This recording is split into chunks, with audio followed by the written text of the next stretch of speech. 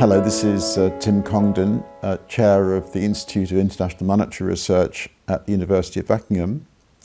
It's February 2022, and this is the monthly discussion of monetary developments and ideas and themes in various countries that we do on a regular basis.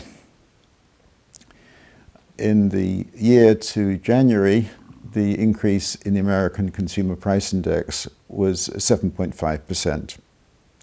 So this is the worst inflation outcome for 40 years, and obviously it's a major discussion point in public policy, and of course it's a matter of debate. What has caused this increase in inflation? And then I'm afraid there's another question behind that: who is to blame? Well, the most influential economic commentator in the world at present is Paul Krugman. His column in the New York Times is widely quoted and read, no doubt, by millions of people. And he's a supporter of the present Biden administration, and he wants, as far as possible, to keep blame away from Biden and the Democrats.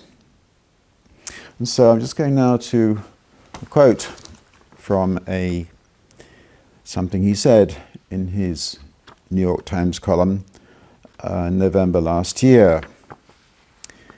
The important point is that we've seen broadly similar inflation surges in many countries, which tells you that what's happening in the United States isn't mainly about policy.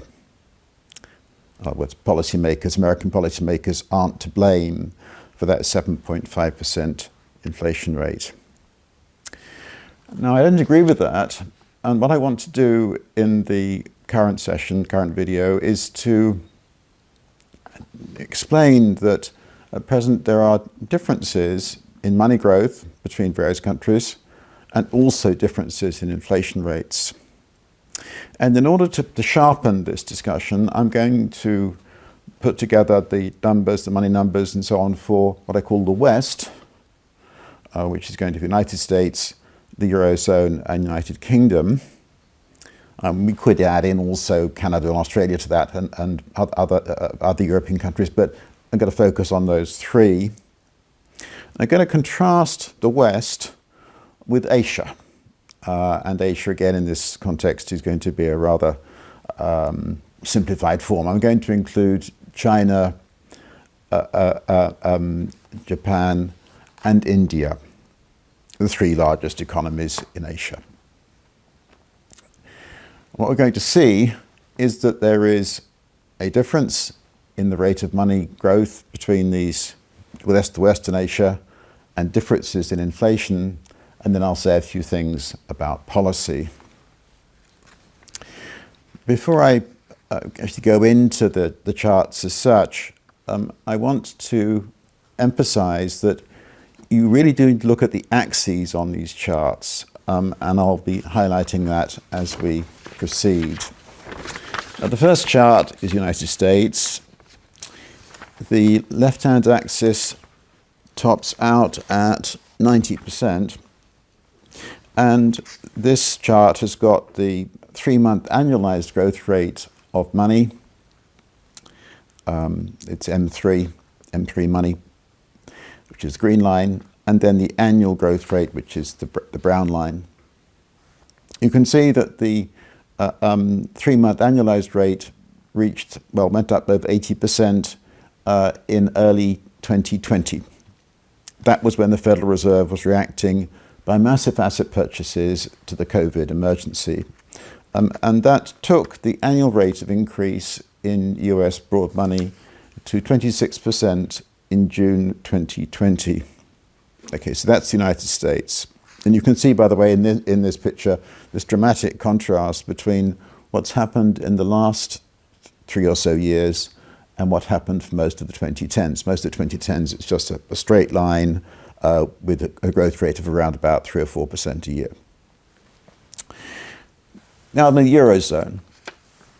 Now, the shape of the Eurozone chart isn't that different for the United States. I mean, it's true enough that in the early 2010s, money growth was very, very low, and then it picked up a bit in the late 2010s. But you can see again at the end of the period, this sort of 3-month annualized here, it's actually the red line, 3-month annualized moving up dramatically, and then the annual increase also following that. But the axis here on the left-hand side is 25%, it's the top value. So that the 3-month annualized figure reached about 20%, annual figure moved up into double digits. There was a very clear acceleration in money growth, but it was less pronounced than in the USA. And then finally, the UK, here the left-hand axis tops out at 35%. The 3-month annualized growth rate at a peak went up to 30% or so, again, early 2020. Again, this contrast between the relative stability in the 2010s and then this surge in the last 2 or 3 years related to COVID. So that's the West, those 3 countries there. You can see that although the USA is kind of in a class of its own in this discussion, all of these places, Eurozone is not really a country, all of these places, you've got this sharp surge in money growth in 2020, somewhat continuing in the next 18 months or so, and really rather high numbers, which we're going to explain a little bit more in a second. Now, what about Asia? The first chart is for China, and this in fact goes back to, what is it? It goes back to almost 20 years, goes back to 2004. You can see that as far as China is concerned, recent money growth rates have not been the peak for this period. In fact, the last few numbers are the lowest for this period. Nothing like what was seen in 2009 when China responded to the Great Recession, a great explosion of credit and very rapid growth of the quantity of money. What about Japan? Japan, of course, has got a smaller economy than China these days, but it's still an enormous economy relative to most of those around the world, accounting for 4 or 5% of world output, depending upon how it's measured. And you can see that very low money growth in Japan through the 2010s, typically 2-3% a year, dip up at the end. But then let's just again check the axis. The axis peaks at 18%, and the annual growth rate didn't even go into double digits in this period of response to COVID. Finally, what about India? India, a little bit distorted by that, see that demonetization of some of the notes that they had, was it back in 2016? That causes that blip downwards. But if you take that away, there's been approximate stability in the growth of money in India pre-COVID and post-COVID. So in the West, explosions of money in 2020, clear accelerations, taking the annual growth rates of money up into double digits. In Asia, not much change from previous patterns. We need, in the Japanese case, a little bit of one, but nothing like what's happened in the West. And need also to remember in this context that the trend growth rates of output in China and India are much higher than in the West, so they can cope more easily with rapid growth of money without inflation. Now let's try now to summarize all of that in a box, which I'm going to do now.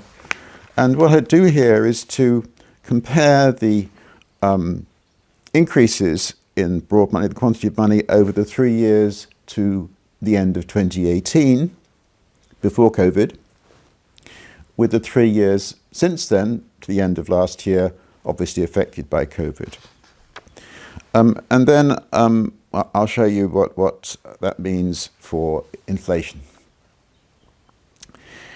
Now, the increase in money in the 3 years to the end of last year in the USA was 45%. 45%. I mean, not that far from increasing by almost a half in a mere 3-year period. Compared with the previous 3 years, 12.4%. So you've gone from a period of 12.4% growth of money, not that different from the trend rate of growth of output, up to 45%. In the Eurozone, you went from 14% to 25%, 25% being what's happened in that 3 years to the end of last year. And in the UK, it's 26%. So the Eurozone and the UK very similar in this respect. The compound annual growth rate of money in the USA up at 13.2%, which was 9% higher than in the previous 3 years. Now, if you believe that money is relevant to inflation and the money growth has risen by 9% between one 3-year period and the next 3-year period, what would you expect to happen to inflation? You'd expect it to surge. You'd expect it to surge, in fact, possibly to figures like 10%. We haven't quite got there yet, but I suspect we will. The question of causation seems to me is pretty clear-cut. The money is causing inflation. Excessive money growth is causing inflation. The changes in money growth compared with the 3 years before COVID are not so extreme for the Eurozone and the UK, but they're there. The growth rates of money have risen over this 3-year period by about 3% a year relative to the previous 3-year period, which implies inflation, if inflation was about 2% or so, maybe 1.5%, then inflation will be 5% and perhaps occasionally up at 6, 7, 8%. Now let's look at Asia. In China, money growth in the 3 years to end 21 was a touch lower than in the previous 3 years. We wouldn't expect much change in the inflation performance there on this basis. In Japan, there was some increase in the growth rate, about 1.5% a year, and India also some increase, about 2%. But in the Indian case, that 2% change is relatively trivial relative to the trend growth rate of the economy, which is still well over 5% a year. And in the Japanese case, well, it's a wobble. I suspect the Bank of Japan will see inflation finally going through their 2% target, but it's only a wobble. It's not going to lead to double-digit inflation, anything like that, if you believe in the quantity theory of money. My argument here is that there is an obvious difference between the West and Asia. Policy was utterly different between these two very major parts of the world economy, and the inflation rates are different today and will remain so the next 2 or 3 years.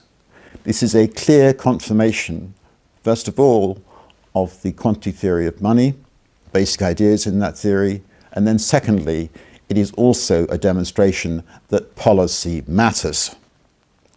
The basic reason that US money growth has been so much higher than in the rest of the world in this period, in the last 2 or 3 years, is that the Federal Reserve has been conducting monetary policy in an extraordinary way.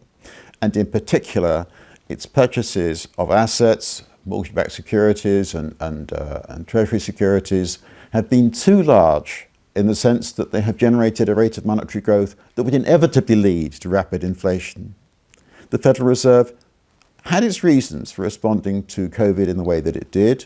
Okay.